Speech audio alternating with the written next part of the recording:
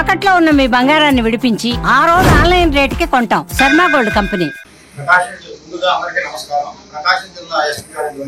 Damodar IPS గారి యొక్క సూచనల మేరకు ఒంగోలు డిఎస్పీ గారైన రాయపల్లి శ్రీనివాసరావు గారి యొక్క ఆధ్వర్యంలో సింగరాయకొండ సర్కిల్ సిఐ గారి అభివృద్ధి గారి సూచనల మేరకు ఎరుమల్లి మండలంలో ఈ రోజున చింతకుంట అంకయ్య,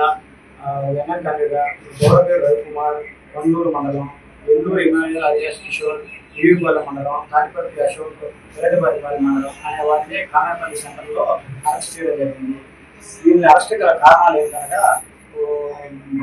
గరుమల్లి మండలం అయినటువంటి ఎంఆర్ఓ గారు ఎన్ఎన్ కన్నయ్య విలేజ్ లో 256 గజాల స్థలమును చింతకుంట్ల రోసయ్య అనే అతను వాళ్ళ భార్య పేరు మీద రిజిస్ట్రేషన్ చేయించినారని, ఇటువంటి గవర్నమెంట్ అనుమతి పొందకుండా ఈ విధంగా తప్పుడు రిజిస్ట్రేషన్ జరిగిందని చెప్పి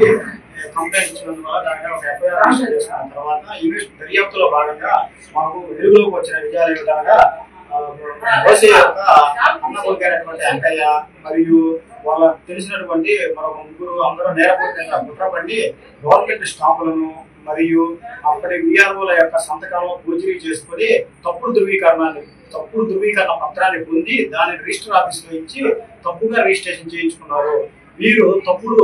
రబ్బర్ స్టాంపులు ఏ విధంగా వినియోగించారనగా, మొదటగా హర్ష పొదుపు గ్రూప్ ఎన్ఎన్ కంట్రీగా జరుగుమల్లి మండలం అనే ఒక స్టాంపును, మరియు అతను తాటిపర్తి అశోక్ అనే అతను కట్టా మస్తాన్ దగ్గర ఒక విఆర్ఓ దగ్గర పనిచేస్తున్నప్పుడు ఆ విఆర్ఓ దగ్గర ఒక స్టాంపును, ఈ 2 స్టాంపులను ఉపయోగించి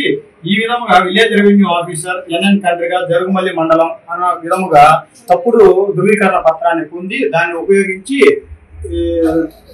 256 గజాన్ని చింతకుంట్ల రోసయ్య తన భార్య పేరు మీద తప్పుడు రిజిస్ట్రేషన్ చేయించుకున్నారు. ఈ విధముగా ప్రకాశం జిల్లా పోలీస్ తరఫున మరియు రాష్ట్ర ప్రభుత్వం తరఫున మేము తెలియజేయడం ఏమనగా, ఎవరైనా సరే తనది కాని భూమిని మరియు గవర్నమెంట్ భూములను ఎవరైనా తప్పుడు ధృవీకరణ పత్రాలు పొంది లేదా స్టాంపులు ఇట్లాంటివి ఉపయోగించి కనుక నేరాలకు పాల్పడినట్లయితే వాళ్ళని తక్షణమే